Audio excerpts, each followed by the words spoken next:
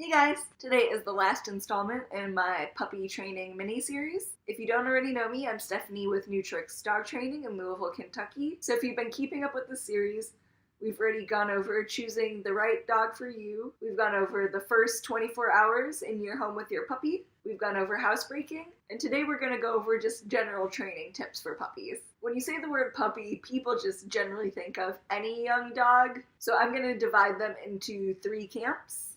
We're going to have puppies under 4 months old, puppies from 4 to 6 months old, and puppies over 6 months old. So I'm going to start by talking about puppies under 4 months old. And the training I do with them is a little bit different than dogs older than 4 months. Training with young puppies, you want to keep it really light and fun. What you're trying to do at this point is really just reinforce that you are the best reward they can get. You have all of the goodies for them. So when they're this young, I work with a slip lead, like the kind you see at vets' offices instead of a prong collar. Prong collar training starts at 4 months. But a lot of training for puppies is centered around exposure. So we're constantly doing new. What you want to be focusing on is overriding any sort of nervous tendencies your dog might have. So you actually want to be around as many unfamiliar things as possible. You want to go to lots of new places, see lots of new people, which doesn't mean they get to touch your dog. You want to expose them to new textures, so grass, gravel, manhole covers, plastic crates, anything weird they might not want to walk on. You want to expose them to lots of new noises, and YouTube is a really great resource for that. So you'll want to get them to not really react to your doorbell. You'll want to play thunder. You'll want to drop pots and pans. This is also a great way to test if your dog is deaf. Ask me how I know. But a lot of this training is about exposing your dog to unfamiliar things and seeing how they react. And on top of seeing how they react, getting them to work through their nervousness and focus on you. So at this age, you'll also want to do a lot of work on their manners.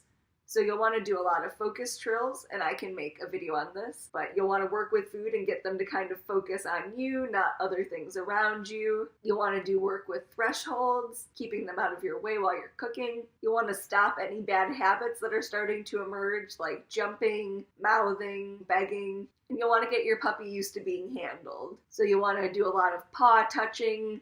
You want to touch their ears. You want to get them used to being bathed. So you'll still want to use the slip lead and work on basic obedience commands like sit, down, place, crate. But the focus here isn't necessarily duration as much as it is with older dogs. You'll still want to incorporate some duration, but you want to keep it on the lower end, like 5 to 10 minutes. And you also want to crate your pup anytime you're not playing with them or training them. So the training tools I use with pups that are under 4 months are slip leads.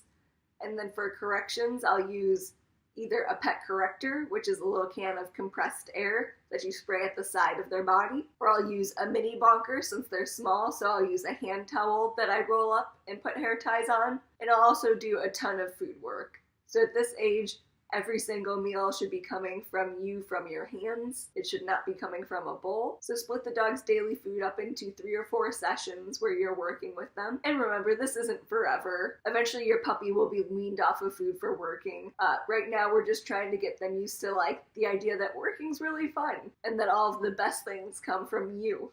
So once your puppy's 4 months old, you can introduce the prong collar to them. You introduce the slip lead and the prong collar the exact same way. And at this age, you can start working with distractions and upping duration. So you can start working on 30 plus minutes of duration. Get your dog used to resisting the urge to run after food or balls or bunnies. But at this age, you'll still be doing a lot of food work. And then at 6 months, your dog is starting to age out of true puppyhood and into adolescence. This is the age in which I start working with dogs with e-collars. I started that series last week, so make sure to keep an eye out for upcoming videos. You can start working with e-collar and start increasing duration and distractions. So this is the age where you can really start proofing your commands. This is the age where you start slowly weaning your dog off of food, so you can still reward them for holding really long durations, or you can reward them when you're working in very high levels of distractions, but you'll want to start tapering off the food and just reinforcing known behaviors. So those are the differences in my puppy protocols. If you guys have any questions, let me know and I can cover them in another video. Talk to you guys later.